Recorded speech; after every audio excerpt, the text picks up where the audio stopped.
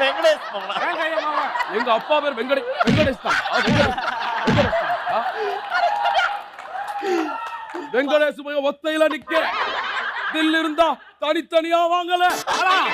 மொத்தமா வர சொல்லு. மொத்தமா வந்தா கும்பிடுவாங்க.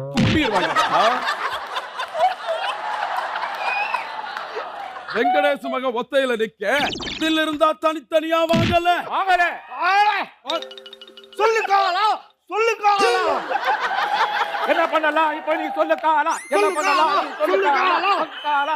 சீமையிலே தேரோடும் வேதியிலே மான் போல வந்தவனே